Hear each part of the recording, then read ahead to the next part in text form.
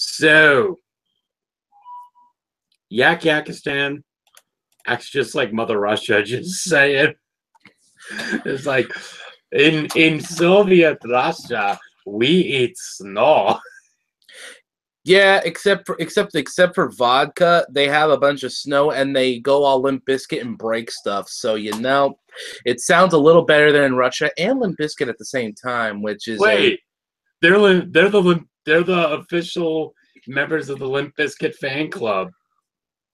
Chocolate starfish. So this episode,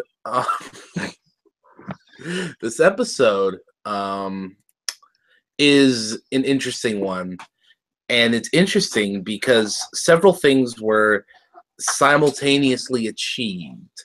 Now, maybe it's just a small portion of the fandom and myself, but ever since Philly Vanilli, I noticed that Pinkie Pie seems to be in the spotlight a little less and less. Like, she had her Yakistan episode some seasons ago, and she's here every once in a while, and maybe I just have really, really, really terrible memory, but I can't instantly think of the last time that she took a spotlight spot.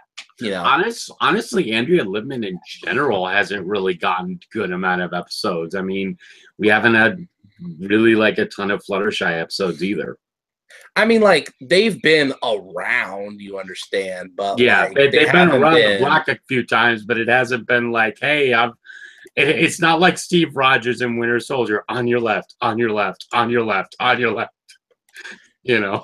She was my friend, Rainbow Dash. So was I. So there's that going for it.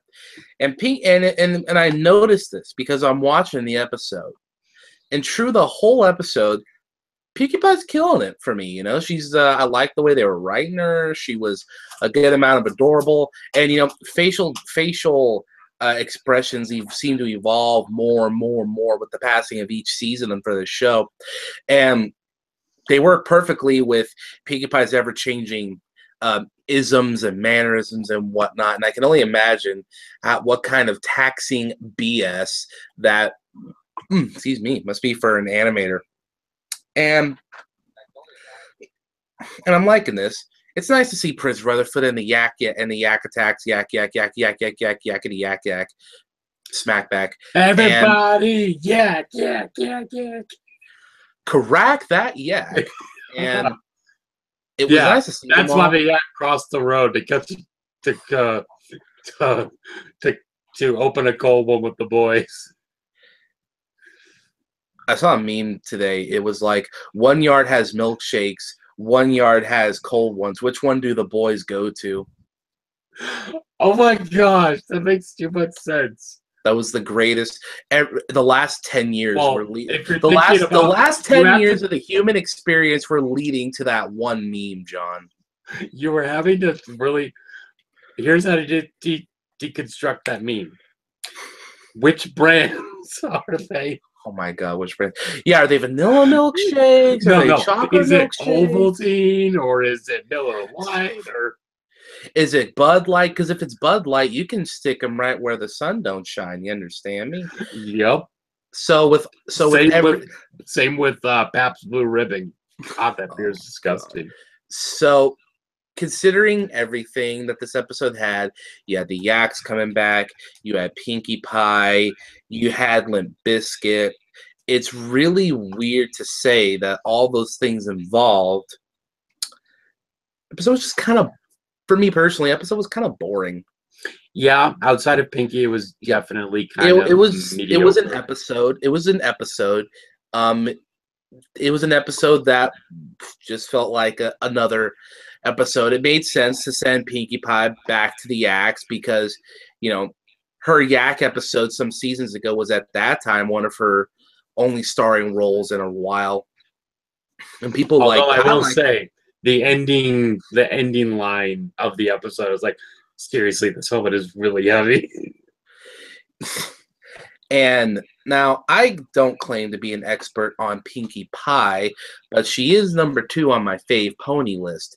So whenever she's around, I tend to take a little bit of extra interest, because you have to with her. You kind of have to. And I'm watching the episode, and it's just there, not really doing nothing for me. And I want to address something really quick before we dive into this episode. I've been seeing comments for the last 3 years talking about how this show is already starting to become like The Simpsons and SpongeBob, where things are starting to get played out. They're starting to rehash stuff. And there is no seasonal rot. I'm sorry, there's not seasonal rot yet. Oh, this is my favorite. And about how it's lost its charm, and how there's just not as much care, and how it's lost the whimsical coolness of the last 3 seasons. Let me explain something to you. It is physically, scientifically impossible, okay, for a show that has griffins, yaks, dragons, buffaloes, magical pretty pony, magical girl fighter princesses, Tyrek, and a recurring character voiced by John Delancey to lose its whimsical edge. It's just too good of a combination. It has to work. And if you're getting bored with the show, then, well, that's your opinion, and you have every right to it. Otherwise, GTFO. But I am using my platform as as a guy that talks about the show online to bring mention to you that if you've lost the charm for the show, then that's cool. Go your own way. I think you're wrong. Some think you're right. What, do you think I was going to rant about how wrong people are for not liking this show anymore? No, dude. No, that's come on. The Brony analysts to do. Oh, it's funny because half of them are all retired. No, seriously. No, Tommy Oliver. Shut up. Yeah, so I wasn't gonna use this as a thing to rant about how great the show is. Let me just say, it's changed a lot. I'm not going to. And not just Starlight Glimmer. Like, Starlight Glimmer helped, but in the episodes where she doesn't appear, and you can still see that noticeable change. And absolutely, it really feels like from season 5 on, because they keep cycling in and out writers, which I think is a good thing because it keeps the show fresh. But I think since we're 7 seasons in now, and some of the bigger writers might be on the movie, it feels to me like we're getting more fans of the show than contracted writers coming onto it, like you know what I mean, like a lot of the newer writers seem to have a base understanding of the characters. So when first timers write like Maud Pie, Nastasia Levenger, that was back in season 4, but I really got the vibe that she was a fan of the show. I'm going to say this, though. Let's leave some of this for when we do our season 7 retrospective. Oh yeah. I just want to finish off saying this about the seasonal rot thing. It does not have it. But there are episodes like this, boring ones with good potential, that make it feel that way. Mm-hmm. It's starting to get a couple episodes that feel like it, but I don't think it's full-on seasonal rot. Not by a long shot. Yeah, that's what I was trying mainly to say. Because these episodes are few and far between, and there's so many other episodes that come between them. So let me sum it up like this. This episode is not -5 stars, but it's not above 2. You know what I mean? Yeah. So let's dissect Hard to Say Anything. First off, the title. Hard to Say Anything sounds like a pop punk song. Like, it's so hard to say anything. I was listening to a lot of 90s music today. That sounded like Pearl Jam wanted to sing that or something. No, this is Pearl Jam. It's hard to say anything. Or maybe that's Creed. Point is, Twilight. Different styles of music. Point is, Pinkie Pie gets an invitation from the Yak Yaks. And I need to say, I love that the letter addressed her. The letter, which got my hopes pretty good for the episode, because the letter says, "Dear Pink Pony who lives with baked goods." I'm just like... I'm like, that's a double joke right there, because that's referring to the cakes and the fact that it is a pastry shop. So that joke was, so that was a good joke. So wait, that joke gets 5 stars. Does that make it a safe for work double entendre? We may have Undercover Brony proving every day that chivalry and quality writing still exist. by talking about ponies. Yep. So she gets invited, and she's talking about how she super subtly, not sorry, hinted, aka bludgeoned, Prince Rutherford with requests to be invited into their group so they could play Overwatch.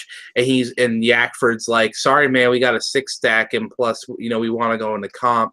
And she's like, trust me, I'm a Mercy main. They're like, all right, we'll ditch the Roadhog main for you. So they bring her along to the party. And I like the idea of, I don't know if it'll go past this episode, but I actually really dig the idea of Pinkie Pie being an ambassador of friendship to the Yaks, because it makes Twilight that little thing makes Twilight being a princess and her friends and castle being her court feel that much more legit. You know what I mean? Because from there you could be like Spike's ambassador to the Dragons, Rainbow Dash's ambassador to the Griffins. Well, as far as pony relations go, and and then from there you've got Prince. What was her name? Princess or Cinder or whatever is Dragon's ambassador to us. Gilda. Yeah, I know you're talking about. Why can't Ember? And then Gilda or the other Griffin, I forgot her name already. Cecil? Oh, Greta? Oh, no. You're talking about the OC. Yeah, the Mary Sue. She was almost a Mary Sue, but she wasn't. So it's a little thing, but I like that. So she goes over there, and she's like, "Yo, what's going on?" And she's like, "How you doing?" And like, "Oh, we're doing great." And the first thing you see is them breaking a bunch of wood blocks like it's Fruit Ninja.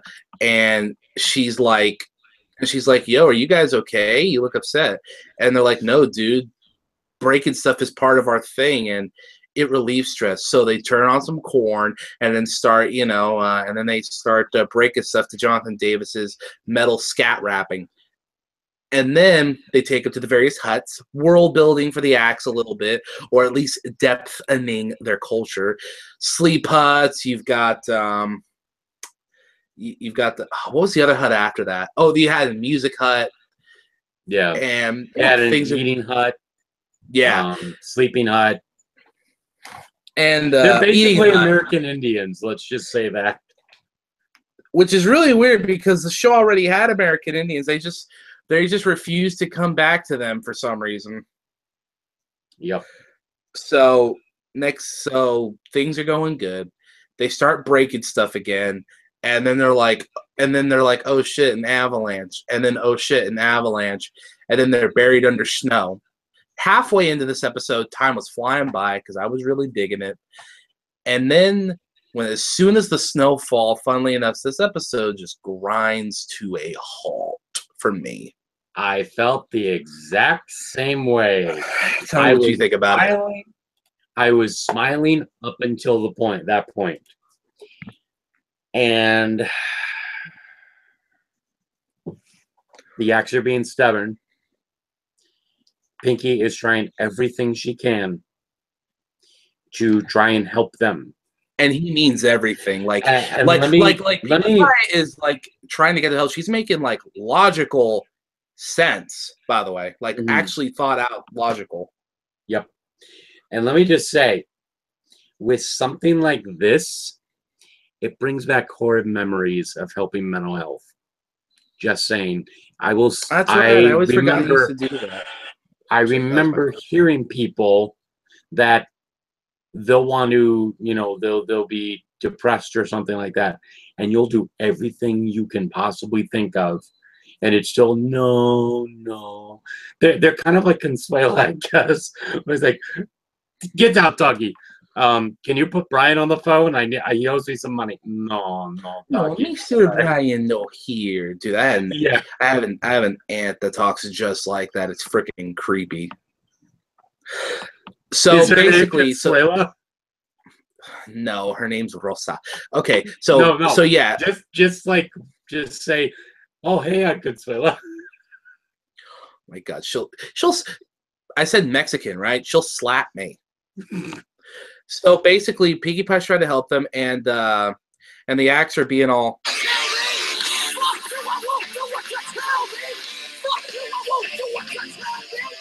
And really, you had to do a Rage Against the Machine reference. I'm sorry. No, you know what? I'm not like I'll let you continue on as punishment, talk about the episode, but I apologize. I'm not sorry. I apologize for nothing. Yeah, F you, I won't do what you tell me. Ah! Anyway. Yeah, keep it going. So, I mean, she's going every which way trying to figure it out. And there's the point. They try and do everything with snow. They try and do snow sandwiches. They try and do like snow beds and stuff like snow fires. And it's like, guys, you're being total idiots right now. And at this point, Pinky tells a story, and she improvises it really well, I might add. And she's talking about how there was this tribe that needed help, and so they asked the neighbor, like they were like a tribe of sheep or something, and they asked for a tribe of cows to come help them, and the day was saved from that. And I love how she's like, is it A, that helping others is good? Is it B, that accepting help is awesome-tacular? Or C, that getting help from others works well for every pony? And he's like, we choose option D. We too strong for anyone else. I'm just like, everyone who has ever tried to do Isildur number 3 really cannot stand that. Yeah, I mean, the joke was funny, but the joke was funny. I admit, Prince Rutherford had some good lines throughout this, but until the last, what was it? What would you say? 3 minutes? It was the previous like 5 or so minutes, which is a lot longer than which is longer than it feels if it's a TV show. The whole episode is I mean, they're doing different things and they're trying to keep it interesting. But it's just like, can we help? No. Can I get help? No. Can I ask for help? No. Can I ask my friends for help? No. Can I ask Celestia for help? No. Can I get the Dragon Ball? No. Like, damn it. And I admit my memory is a little fuzzy what happens in between the events he described and when she actually goes back to Ponyville. But basically, she has to go home. Well, she doesn't have to go home, but she leaves because she's tired of the yaks. Actually, I think that's immediately what happens next. She goes back home because she's like, screw you guys, I'm going home to get help, and tries to get help. And and her friends are like, yeah, sure, we'll help, blah blah blah. They go back and they help. I mean, there's more stuff there, but that's literally what it was. Tries to help, fails. Tries to help, fails. Tries to help, fails. Go home, asks them to help. They go, they help, and you're actually like, okay, you guys are pretty good. And it really doesn't. It really doesn't give this 22-minute episode a lot to talk about. Like if you're just looking at it at face value, and I know we normally dig into more stuff, but like that's really all there was. Yeah. It's like Applejack's Key episode all over again. A lot of dialogue. Yeah. A lot of dialogue. A lot of stuff going on. And I like a lot of dialogue because, Metal Gear fan, I like a lot of dialogue, but the dialogue has to be interesting. I mean, hell, even Metal Gear isn't always interesting all the time. But, yeah, it felt a lot like Applejack's Key episode. The only difference is that, hey, it's the yaks. You like yaks? Yay! So the episode ends. And I'm bringing up a white surrender flag. Yay! So the episode ends with the yaks being like, okay, I know we didn't ask for help, but you got help for us. And realistically, we shouldn't like it, but we like it anyway. So thanks, Pink. So thanks, Peep. So thanks, Pink Pony. And Pinky's like, no problem. High five. And that's the episode. Yeah, and like I said, the last line was pretty freaking hysterical. Like, yeah, seriously, guys, this crown is really heavy. And yeah, not a lot to say about this one, which is I don't want to. I don't want to be like weird considering it's a Yeah. Pinkie Pie episode. Yeah, normally we'd be like, and here's the thing. I don't want people. I like the idea of an episode where Pinkie Pie is the calm, if not calm, then at least the level-headed one, because it's a different side of her that we like don't always see. So I liked how she was written. Pinkie Pie was not bad in this episode at all. None of the characters were bad, but the dialogue was just kind of. I mean, if you think about it, there's only two locations, Ponyville and the Yak Town. And there's not a lot happening in Ponyville. And in the Yak Town, they really just stay in the one place in the Yak Village. Yeah. This gets a 7 for me. And I don't give it lower because something like Three's a Crowd was bad. Some Pony to Watch Over Me, that was bad. Go-Kart episode was -5 stars. But this is not bad. It's just an episode, and it's just boring.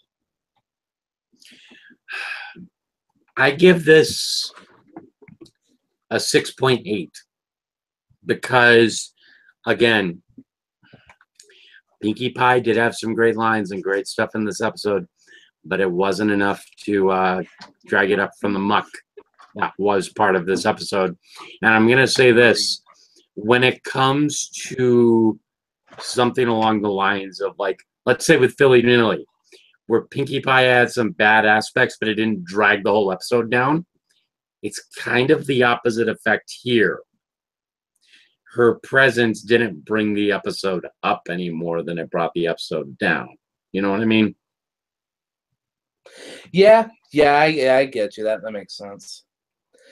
Honestly, I feel bored talking about the episode. And right before this episode, we were talking about E3 and this hilarious YouTuber that John showed me.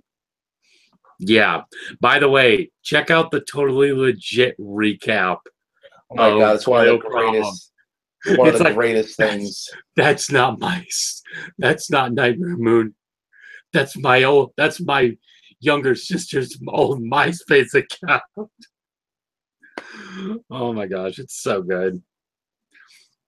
So yeah, I guess that's it from us. I mean,